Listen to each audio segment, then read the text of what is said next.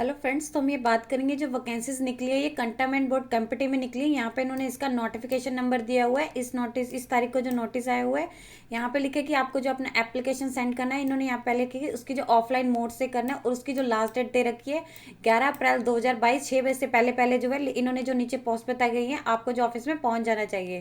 Then यहाँ पे लिखे कि जो भी नीचे पोस्ट बताई गई है उनके लिए जो भी एलिजिबल कैंडिडेट है वो अप्लाई कर सकते हैं। कंटोनमेंट बोर्ड कंपटी के ऑफिस में जो है 11 अप्रैल 2022 से पहले पहले पहुंच जाना चाहिए। देन यहाँ पे लिखे कि फॉर अंडर पोस्ट ये वही है कि ऑफलाइन मोड से भेजना आपने, यानी कि बाय हैंड में अपना जो है आप पोस्ट कर सकते हैं या फिर इंडियन पोस्ट के थ्रू या फिर एनी अदर ऑफलाइन मीडियम के थ्रू। देन लिखे कि जो भी आपका है वही इन्होंने लास्ट डेट दे रखी है। ऑफलाइन मीडियम तो ये है कि ऑफलाइन मोड से एप्लीकेशन का मीन है आपको कि आपने जो इसकी ऑफिशियल वेबसाइट पे जाएंगे वहां से इसके नोटिफिकेशन से आपने जो इसका ब्लैंक एप्लीकेशन फॉर्म होगा उसका प्रिंट आउट निकलवा लेना है। देन उसे फिल करना है और जो आपने एप्लीकेशन अपना जो इन्होंने दिया हुआ पता है उस पर सेंड करना होगा। अलॉन्ग विद आपके जो भी सारे डॉक्यूमेंट रहेंगे आपने वो सेंड करने हैं। प्लस आपको जो है 200 का डीडी यानी डिमांड ड्राफ्ट उसकी जो आपको as a application fee form fee होगी आपकी वो पे करनी है, जो इसके फेवर में बनानी है। CEO cantonment board Kamptee payable at Kamptee के। देन यहाँ पे इन्होंने पोस्ट की डिटेल बता रखी है कि कौन कौन सी पोस्ट है। फर्स्ट इन्होंने दे रखी है असिस्टेंट टीचर की है, उसमें लिखा है कि टोटल 2 पोस्ट है। एओबीसी कैटेगरी की 1 है एंड एससी कैटेगरी की 1 है। यहाँ पे इन्होंने इसका पे स्केल बताया हुआ है कि 29,200 से लेके 92,300 के बीच इसकी सैलरी रहेगी।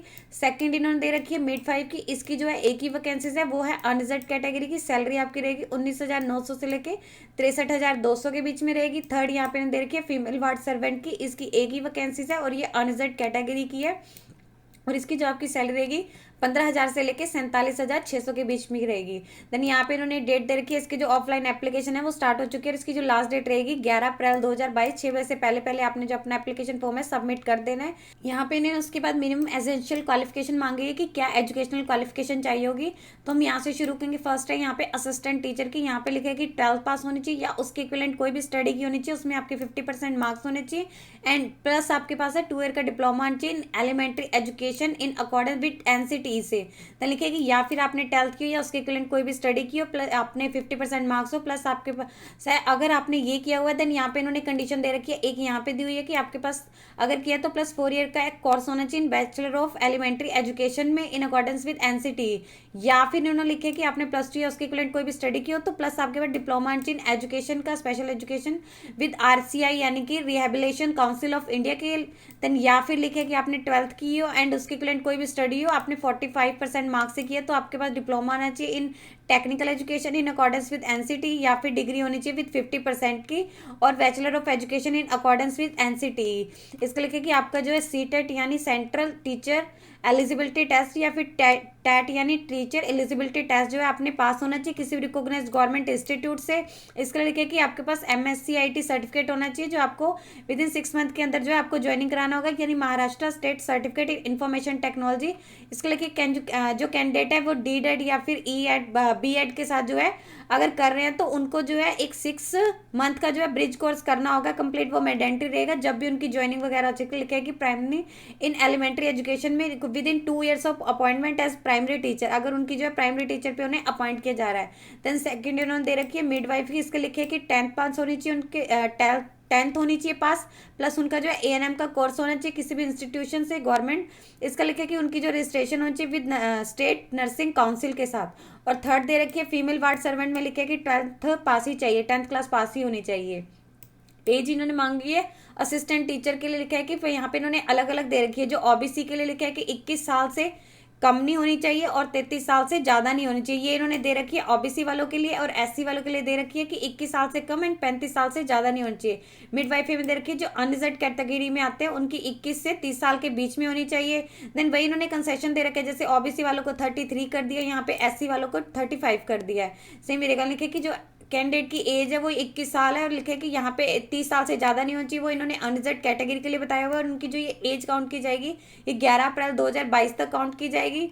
देन लिखा है कि अगर कोई भी इसके लिए कंसेशन पाना चाहता है तो उन्हें अपना जो भी रेलिवेंट सर्टिफिकेट होगा वो जमा करवाना होगा और आपका जो डेट ऑफ बर्थ का प्रूफ मतलब काउंट किया जाएगा वो आपका मैट्रिकुलेशन या फिर school secondary school leaving certificate होगा या फिर कोई सर्टिफिकेट बाय इंडियन यूनिवर्सिटी के द्वारा या उसके लिए कोई भी सर्टिफिकेट होगा और कोई अदर जो है डॉक्यूमेंट इसके रिगार्डिंग नहीं एक्सेप्ट किया जाएगा। देन रिजर्वेशन बेनिफिट लिखा है कि किन किन को मिलेगा।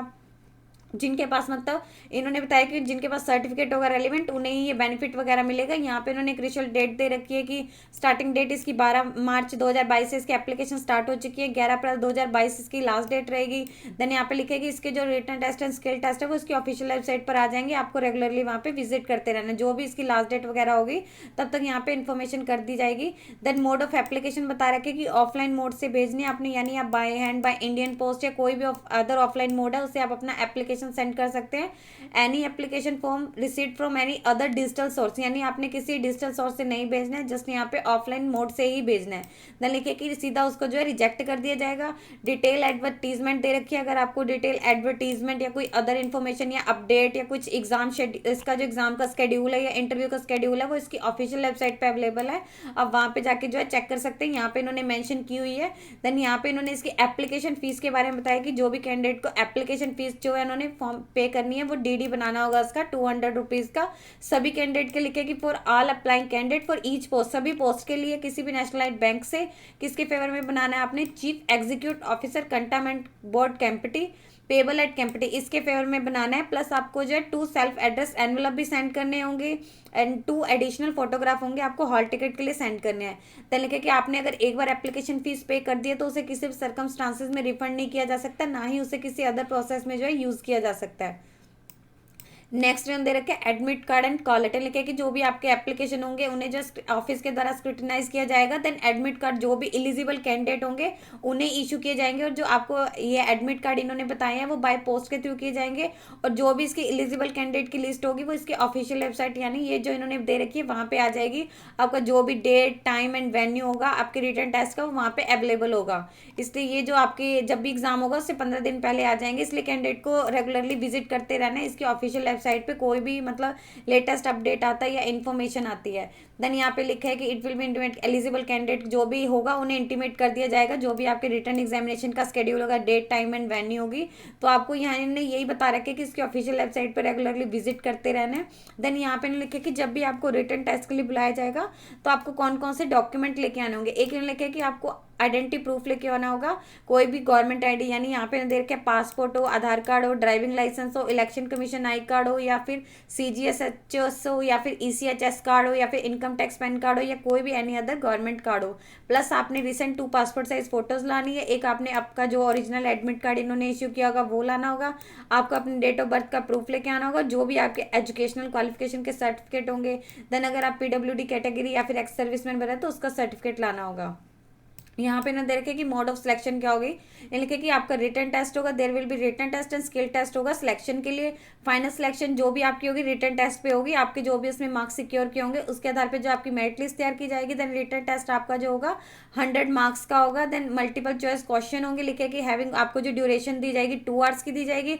और जो भी उसमें शॉर्ट लिस्टेड कैंडिडेट होंगे, यानी आपके जो रिटन टेस्ट के बिहाफ पे जो मेरिट लिस्ट क्रिएट की जाएगी उसमें जो भी शॉर्ट लिस्टेड कैंडिडेट होंगे उन्हें जो है नेक्स्ट पोजीशन यानी स्किल टेस्ट के लिए बुलाया जाएगा, जो आपका जस्ट क्वालिफाइड नेचर का होगा, यानी आपको जस्ट वो क्लियर करना ही करना होगा, आपका उसकी मेरिट लिस्ट से कोई भी लेना देना नहीं है। देन यही लिखा है कि आपको जो रिटन टेस्ट के रिगार्डिंग जो भी डेट टाइम एंड वेन्यू होगा इसकी ऑफिशियल वेबसाइट पे बता दिया जाएगा। एंड आपको जो भी रिटन टेस्ट के समय कैंडिडेट को अपने जो प्रूफ वगैरह इन्होंने ऊपर बताए हैं वो लेके आने होंगे, जैसे डेट ऑफ बर्थ का proof, identity proof, educational proof and recent passport size photo लेके आने होंगे।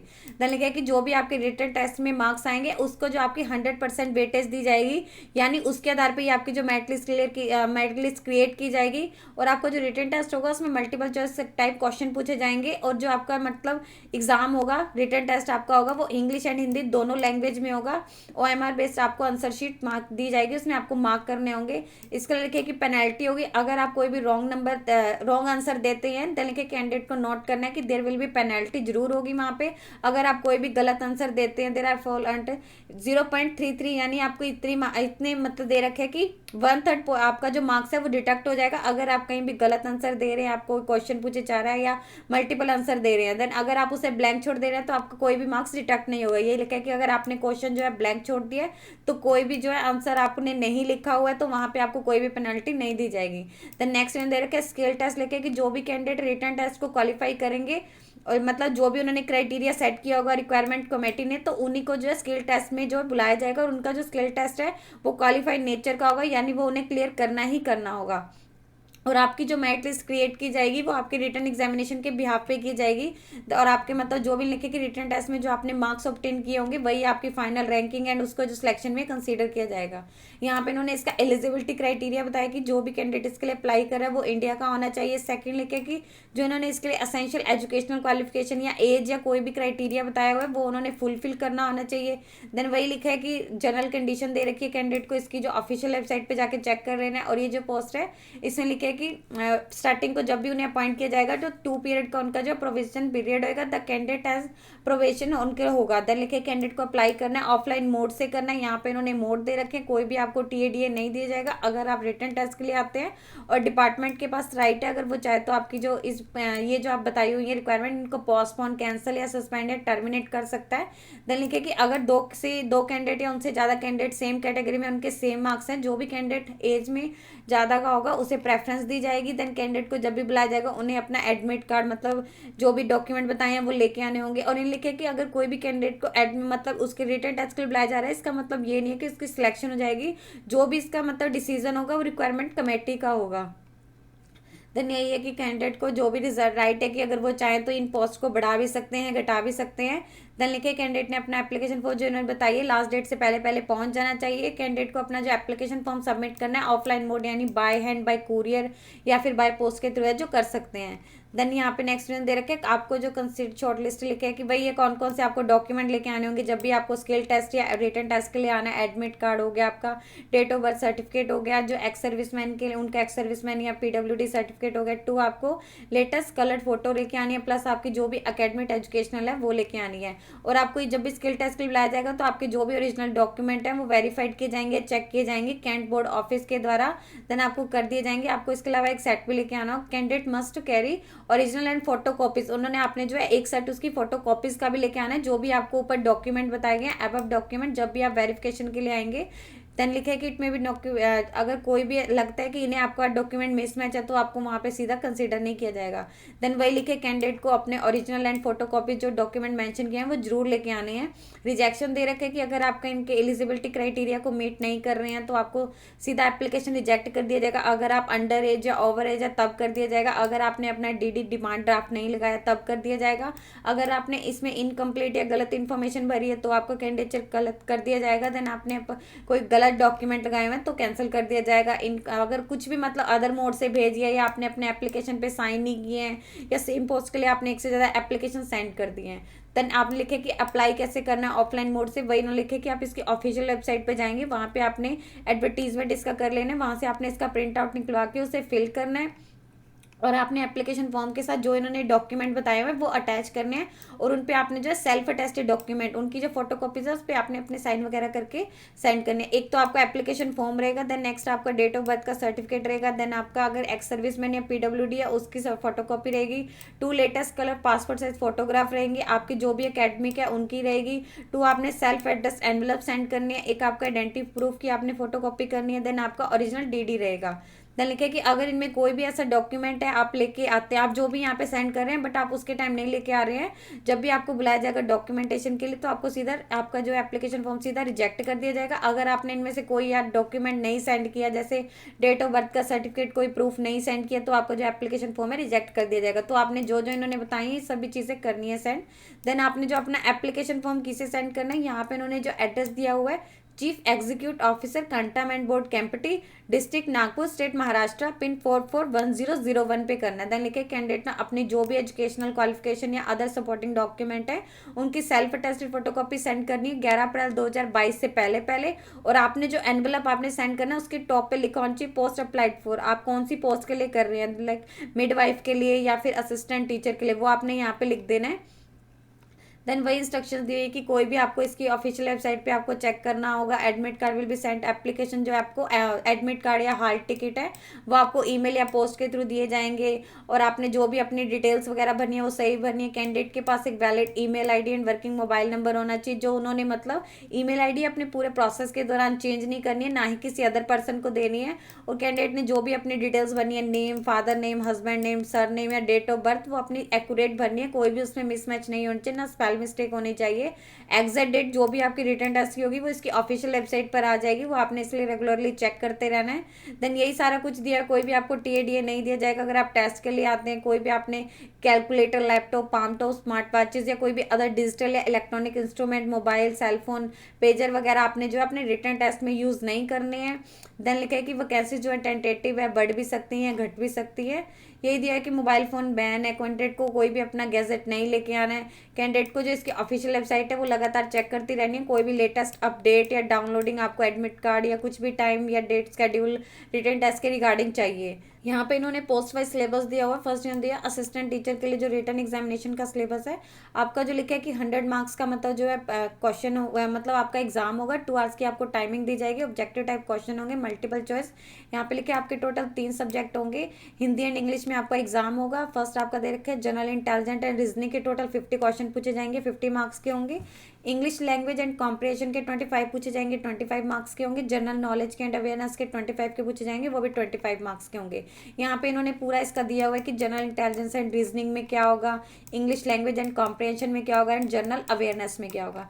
नेक्स्ट उन्होंने यहाँ पे मिडवाइफ के लिए दे रखे रिटर्न एग्जामिनेशन का क्या सिलेबस रहेगा। लिखे कि आपका 100 मार्क्स का एक क्वेश्चन पेपर होगा, एग्जाम होगा, 2 आवर्स की आपको ड्यूरेशन दी जाएगी। इसमें आपसे मल्टीपल चॉइस क्वेश्चन पूछे जाएंगे।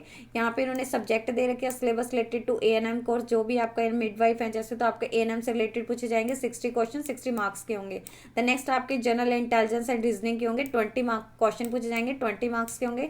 द नेक्स्ट आपके जनरल नॉलेज के एंड अवेयरनेस के होंगे, 20 क्वेश्चन होंगे, 20 मार्क्स के होंगे। टोटल आपका 100 का हो जाएगा। हिंदी इंग्लिश में आपका जो है एग्जाम का आपका मीडियम रहेगा। यहाँ पे इन्होंने डीपली दे रखा है कि कौन कौन सा रहेगा। द नेक्स्ट इन्होंने दे रखा है फीमेल वार्ड सर्वेंट के लिए 100 मार्क्स का आपका क्वेश्चन होगा, 2 आवर्स की आपकी टाइमिंग दी जाएगी, मल्टीपल चॉइस क्वेश्चन होंगे। यहाँ पे इन्होंने दे रखे हैं कि किस किस का subject related to sanitation and hygiene से रिलेटेड आपके 60 क्वेश्चन पूछे जाएंगे, 60 मार्क्स के होंगे। जनरल इंटेलिजेंस एंड रीजनिंग से रिलेटेड 20 क्वेश्चन पूछे जाएंगे, 20 मार्क्स के होंगे। इंग्लिश लैंग्वेज एंड कॉम्प्रिहेंशन से 10 क्वेश्चन पूछे जाएंगे, 10 मार्क्स के होंगे। टोटल आपके 100 होंगे। हिंदी एंड इंग्लिश में आपका जो है एग्जाम होगा। एब्रीवेशन दे रखी है, अगर आपको कुछ समझ नहीं आ रहा आप यहाँ से जाके चेक कर सकते हैं। एप्लीकेशन फॉर्म इन्होंने लिखा है कि कैसे भरना है, इसकी ऑफिशियल वेबसाइट से जाएंगे, वहाँ से नोटिफिकेशन से आपने डाउनलोड करके इसका प्रिंट निकलवा लेना है। आपने जो भी रेलिवेंट डॉक्यूमेंट है वो अटैच करने हैं, प्लस आपने अपना 200 का डीडी बनाना होगा इसके साथ, और 2 एनवलप में आपने जो 2 सेल्फ एड्रेस एनवलप भी सेंड करने हैं, इसके फेवर में बनाना है। देन लिखे कि अगर आप विदाउट उसके भेजते हैं तो इसको सीधा रिजेक्ट कर दिया जाएगा। डार्क सेक्शन या फिर पोस्ट जो है आपने इस एड्रेस पे करना है जो यहाँ पे इन्होंने मेंशन किया हुआ है, तो ये आप करेगा। अगर आपको कोई भी इन्फॉर्मेशन, जो भी आपको एप्लीकेशन रिगार्डिंग कोई इन्फॉर्मेशन, क्लैरिफिकेशन या गाइडेंस चाहिए, तो यहाँ पे इन्होंने नंबर दे रखे हैं, आप इन पे कोर्स का कॉल कर सकते हैं या फिर फैक्स ईमेल आईडी दिए, आप यहाँ पे ईमेल कर सकते हैं। यदि आपको इससे रिलेटेड और अधिक जानकारी चाहिए तो आप इसकी ऑफिशियल वेबसाइट पर जाकर चेक कर सकते हैं, जिसका लिंक मैं आपको डिस्क्रिप्शन बॉक्स में डाल दूंगी। यदि आपकी इस वीडियो से रिलेटेड कोई भी क्वेरी है तो आप हमें कमेंट सेक्शन में लिख के बता सकते हैं। वीडियो अच्छी लगी हो तो प्लीज़ लाइक एंड शेयर। इस तरह के और इन्फॉर्मेटिव वीडियोज़ को देखने के लिए आप हमारे यूट्यूब चैनल को सब्सक्राइब कीजिए।